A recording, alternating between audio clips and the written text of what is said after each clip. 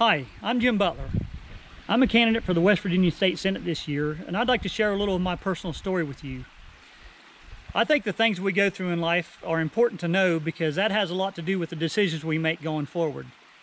It certainly has had an impact on my decisions as I've served in the House of Delegates over the last 8 years.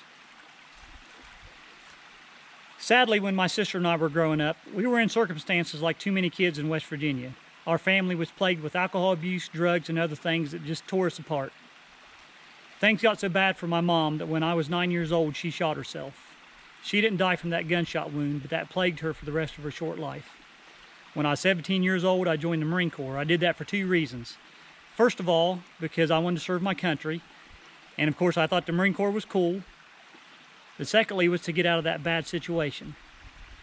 Sadly, while I was in boot camp, my mom passed away. She was only 39 years old. My sister was only 12, I was 18.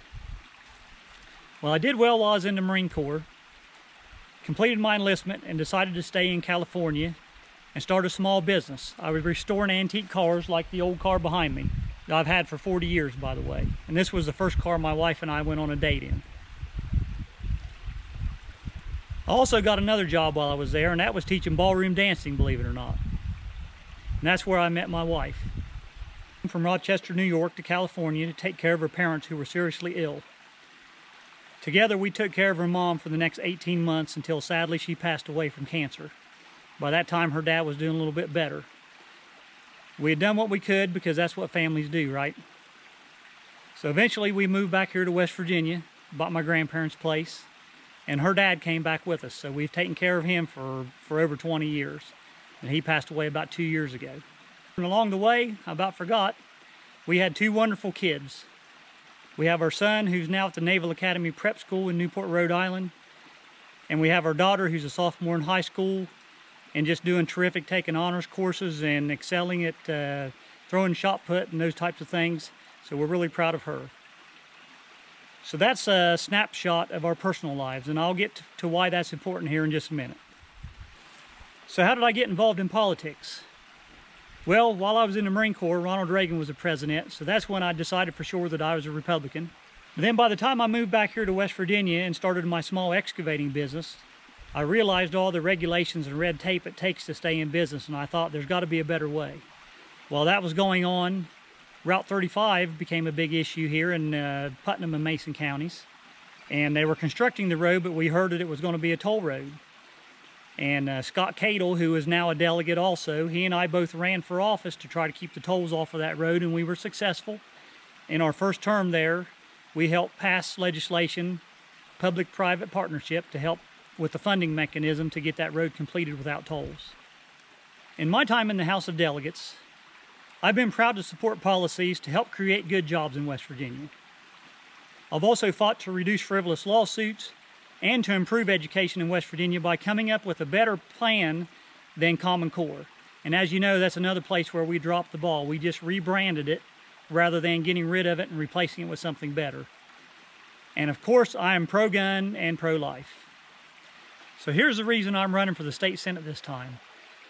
That's because we need good, reliable, conservative leadership in the state Senate. Your current Senate President, Mitch Carmichael, the leader of the Republican Party, has completely abandoned the Republican platform and conservative principles.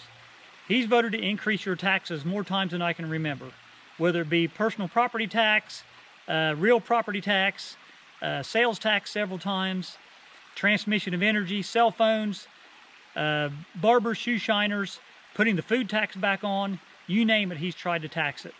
The only reason these taxes haven't passed is because of a good group of conservatives in the House of Delegates. And also, Mitch Carmichael has become a liberal on social issues. He supported or voted for increasing access to illegal drugs and alcohol, which goes back to my original story. We all know that access to drugs and alcohol and abuse of those is destroying the families in West Virginia. And it's destroying the lives of the kids in our state. We don't need to have more access to those things. We need to have less.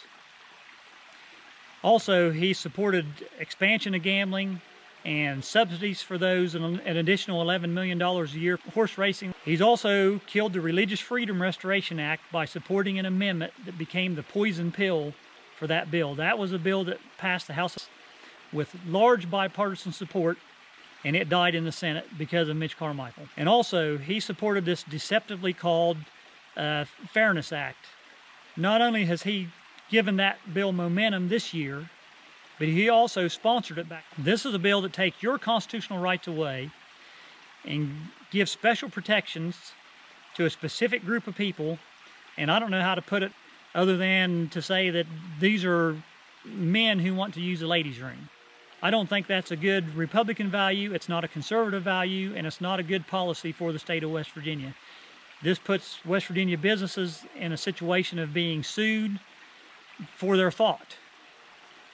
So for those reasons, I think it's time for a change in the state Senate. I'd appreciate your support and your vote. Thank you very much, and God bless you. Paid for by Jim Butler for West Virginia.